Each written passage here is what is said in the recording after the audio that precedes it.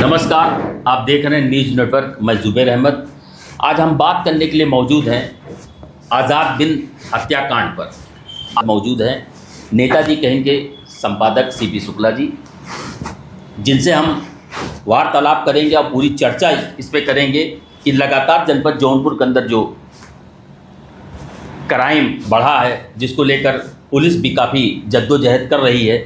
आपको बता दें कि 1 मई को जो आज़ाद बिन की हत्या गोली मार कर दी गई थी, जिसको लेकर पुलिस काफ़ी गंभीर है। वहीं इनाम पे इनाम अपराधियों के ऊपर पुलिस घोषित करती चली जा रही है। अब नया इनाम पुलिस ने 1 लाख रुपए रख दिया है, लेकिन अपराधी पकड़ से बाहर है। इसी सब पे चर्चा करने के लिए हमारे साथ मौजूद है सीपी शुक्ला जी। हम बात करने हैं कि क्या वजह है कि अपराधी अब तक पकड़े नहीं जा रहे हैं। सबसे पहले तो आपके सभी दर्शकों को मेरा सादर नमस्कार। जैसा कि आपका प्रश्न है कि अपराधी पकड़े क्यों नहीं जा रहे हैं, देखिए, अपराध कैसे होता है और अपराधी पकड़े कैसे जाते हैं और अपराध होता क्या है, इन चीजों में बड़ा अंतर है। अपराध मस्तिष्क से शुरू होता है। पहले कोई व्यक्ति अपराध के बारे में सोचता है और भारतीय संविधान के अनुसार सोचने पे कोई पाबंदी नहीं है। आपके सोचने पे आपकी गिरफ्तारी नहीं हो सकती है। अगर आप कोई अपराध करने के बारे में सोच रहे हैं तो आपको गिरफ्तार नहीं किया जा सकता, कोई कानून आपको ऐसा नहीं कर सकता है। जब तक कोई अपराध व्यक्ति के मस्तिष्क के अंदर है, तब तक कोई इस पर कानून काम नहीं कर सकता है। लेकिन प्लान बनाना, प्लान जब बनता है कोई बड़े अपराध को अंजाम देने के लिए, तो उसमें लोगों को जोड़ा जाता है, ग्रुप बनता है। क्योंकि बड़े अपराध करने के लिए कोई वन मैन आर्मी, क्योंकि 2 घटनाएं होती हैं, अपराध की श्रेणियां भी 2 हैं। कभी अकस्मात, अभी हम आप खड़े हैं, आपकी कोई बात मुझे बुरी लग गई या मुझे आपकी कोई बात बुरी लग गई, आपने ऐसा कोई हमला किया जिससे मेरी जान चली गई, यह प्री प्लान अपराध नहीं है।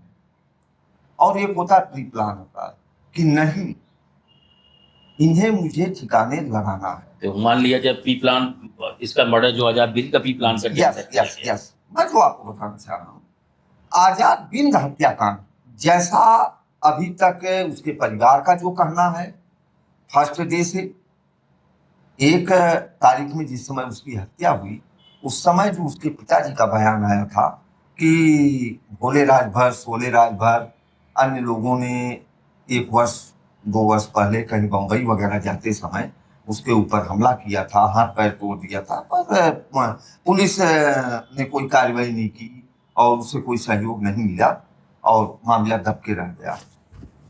अब उसके बाद सौम्या बिंद ने एक आरोप लगाया भोले राजभर, सोले राजभर और प्रदीप बिंद, रवि यादव पे, कि मेरे भाई के हत्या के मुख्य दोषी मुख्य आरोपी ये, क्योंकि जो हत्या हुई थी, बारात जिस समय घर से निकली और जहां पे पहुंचना था दरवाजे पे, वहां दरवाजे पहुंचने से 2.5 से 3 किलोमीटर पहले है एक सफेद रंग की अपाचे गाड़ी को ओवरटेक किए है और चलती हुई गाड़ी पे फायर किया।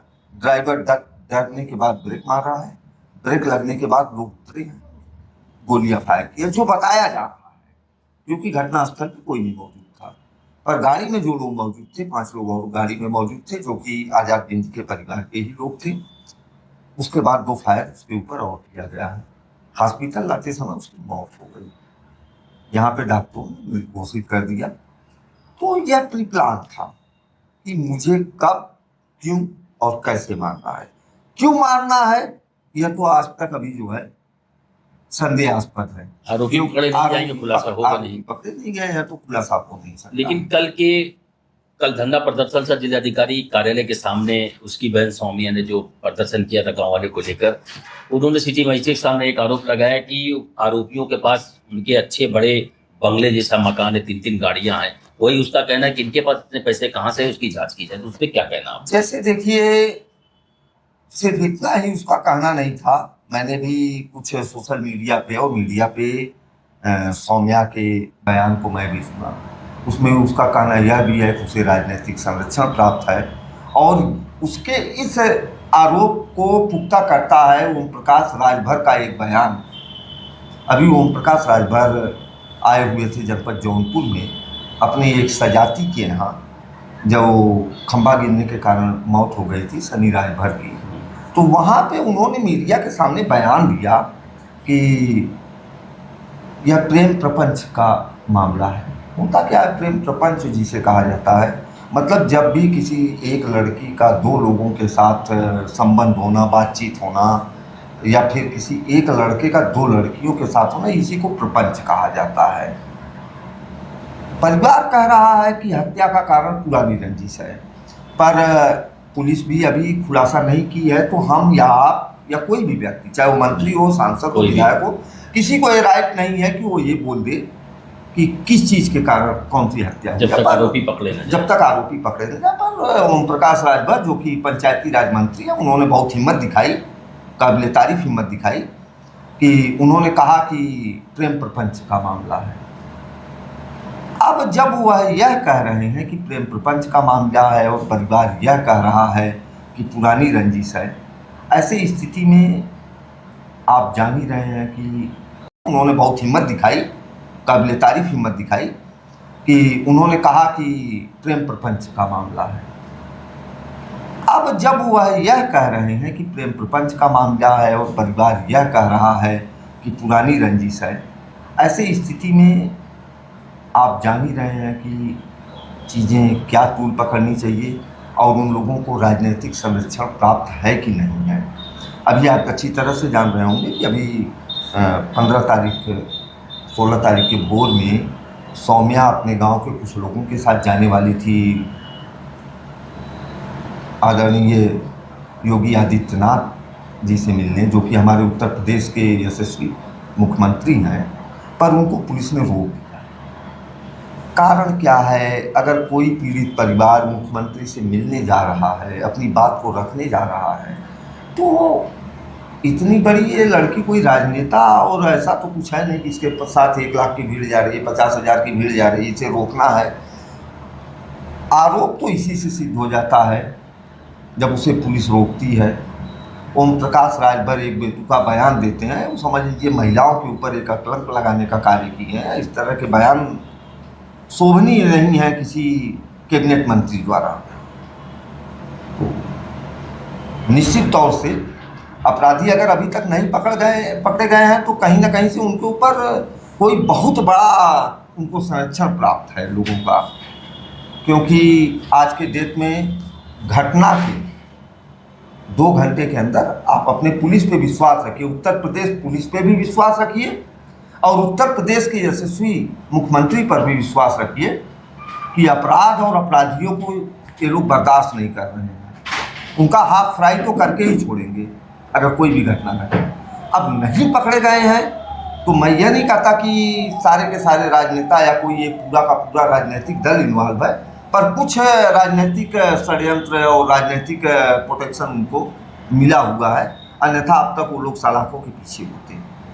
वही उनकी आज़ाद बिन की बहन का एक आरोप और था कि जिस तरह से अनुराग यादव जो चर्चित हत्याकांड है, जो पूरा देश इस बात को जानता है, उसका ये कहना कहीं अनुराग यादव के जैसा हमारा भी केस ना हो जाए कि बस यूं ही फाइलों के अंदर दबके रह जाए। अब होता क्या है कि जैसे पुलिस का अपना काम है और भारतीय संविधान के अनुसार कोर्ट का अपना काम है। आप हत्या करते हैं पर कोर्ट के सामने उन सारी चीज़ों के लिए आपको सबूत लाना पड़ता है। जैसे मैंने आपके ऊपर सिर्फ आरोप लगाया, तो आज़ाद बिंद की बहन आरोप लगा रही है, कोर्ट में ट्रायल में जाएगा केस, वहाँ आपको साक्ष्य देने रहेंगे। साक्ष्य में जो लोग दोषी होंगे उनको कोर्ट सज़ा देगी, पुलिस सज़ा नहीं दे सकती है। एक से एक आतंकी घटनाएं भी भारतवर्ष के अंदर हुई हैं। अभी तमाम अपने जौनपुर में ही एक संजीवी बम विस्फोट कांड हुआ था, जाने 20 साल गुजरने को है, 20 साल से लगभग ज़्यादा का समय हो गया है, पर उसके अपराधियों का ट्रायल भी चलता रहा 20 साल तक। तो ऐसे कंडीशन में हम या आप किसी को, मीडिया, व्यक्ति, पीड़ित परिवार, कोई राजनेता यह नहीं प्रमाणित कर सकता कि आप दोषी हैं या नहीं है, क्योंकि यह प्रमाणित करने का कार्य अपने जो है माननीय न्यायालय का है। वह दोषारोपण कर रही है और माननीय न्यायालय उनके संदर्भ में भी जो भी निर्णय लेगा यादव जी के, वह भी सर्वोच्च रहेगा। भाई उनका ये भी कहना है कि लगातार वो मांग करे कि जो अपराधियों के जो घर बनाए गए हैं, सरकारी भूमि बनाए गए, उस पर बुलडोजर चलाना चाहिए। देखिए, बुलडोजर चलाना तो कहीं से कानूनी है ही नहीं।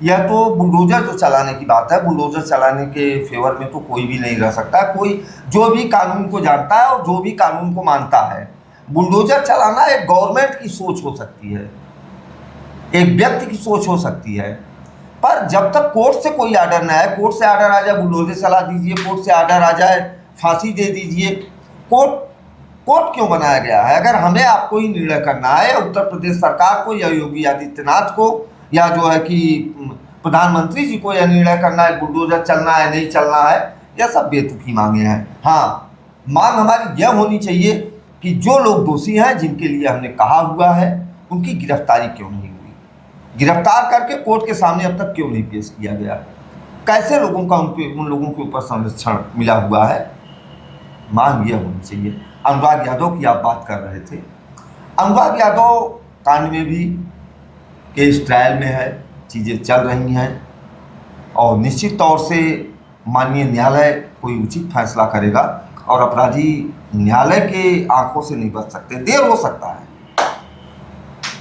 तो दोस्तों देखिए, ये हमारे साथ मौजूद थे नेताजी कहीं के संपादक सीपी शुक्ला जी, जिन्होंने बड़ी ही बारीकियों से सभी जो आज़ाद दिन हत्याकांड का खुलासा अभी तक जो हुआ नहीं उस पर पूरी चर्चा की है। इसी तरह की खबर को देखने के लिए हमारे साथ बने रहिए और अपना ख्याल रखिए। नमस्कार।